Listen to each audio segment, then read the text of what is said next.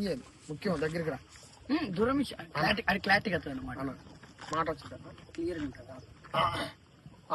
వీరబ్రహ్మం గారు, నేను గాని నువ్వు బాప్తీసం పొందు, యేసుప్రభువు నమ్ముకో అని నేను గాని, పూర్ణమ్మ గాని, పాస్టరమ్మ గాని, ఇక్కడికి వచ్చిన దైవం సీమోనన్న గాని, సంఘ పెద్దలు గాని, అభిషేకం గాని, వీళ్ళు ఎవరన్నా నేను ఫోర్స్ చేశారా?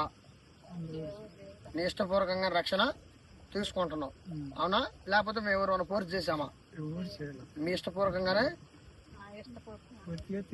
తీసుకుంటున్నాడు. యేసుప్రభువుని సొంత రక్షకుడుగా అంగీకరించడానికి ఇష్టపడ్డారు. ఓకేనా? ఇంతేగా దీనికి ఎవరన్నా ప్రోద్బలం ఉందా? ఏమి లేదు. ఓకే. కాబట్టి యేసు ప్రభు మార్కు సువార్త 16:16 చెప్పబడింది, నమ్మి బాప్తీసం పొందిన వాడు రక్షింపబడును, నమ్మని వారికి శిక్ష విధించబడును. ఏమి నమ్మాలి అంటే, యేసు లేఖనముల ప్రకారం చనిపోయి మరణించి పాతిపెట్టబడి తిరిగి 3వ దినాన్ని లేచాడని మనము నమ్మాలి. ఇప్పుడు చెప్పండి, యేసు ప్రభు వారు మరణించి సమాధి చేయబడి తిరిగి లేచాడని నమ్ముతున్నారా?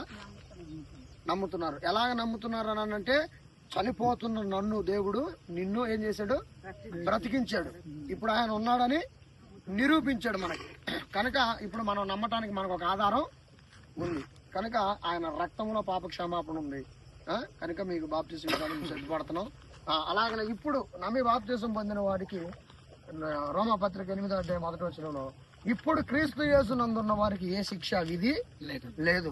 ఎవరైతే నమ్మి బాప్తీసం పొందుతారో వాళ్ళకి ఏ శిక్ష విధిగా ఉండదు. ఇప్పటిదాకా నువ్వు ఏమేం చేశావో అవన్నీ కూడా బాప్తీసం ద్వారా నేను ఆ పాత మనిషిని, ఆ పాత వీరబ్రహ్మని ఏం చేస్తానంటే ఇప్పుడు ఆ నీళ్ళలో తొక్కుతాం, నిన్ను తిరిగి క్రొత్తగా తిరిగి లేపబడదు. ఇప్పుడు క్రీస్తు యేసునందున్న వారు నూతన సృష్టి. నీవు ఒక కొత్త పేరు, ఆమెకు ఒక కొత్త పేరు.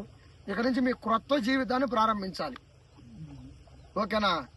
పాత జీవితం గతం తెలుసు కదా, ఇక అది ఉండకూడదు. అది వెళ్ళిపోద్ది అనమాట ఇప్పుడు ఈ వాటర్లో పడి. కాబట్టి ఇక నూతనమైనటువంటి జీవితాన్ని దేవుడు మీకు ఇస్తాడు.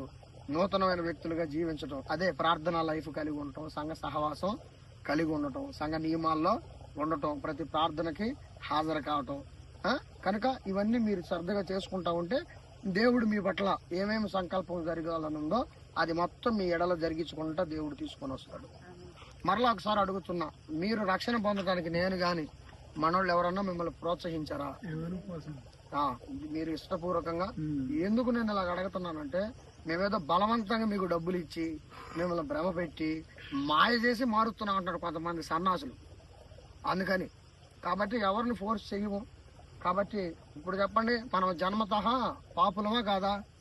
చెప్పండి. ఆ పాపములు యేసు రక్తము ద్వారానే కడగబడతాయి. యేసు రక్తము ద్వారా మనకు పాప క్షమాపణ ఉందని నమ్ముతున్నారా? ఓకే. కాబట్టి సీమోనన్న ప్రార్థన చేస్తారు, మనం బాప్తిసంలోకి ముందుకు వెళ్ళిపోతాం. మౌనతుడానికి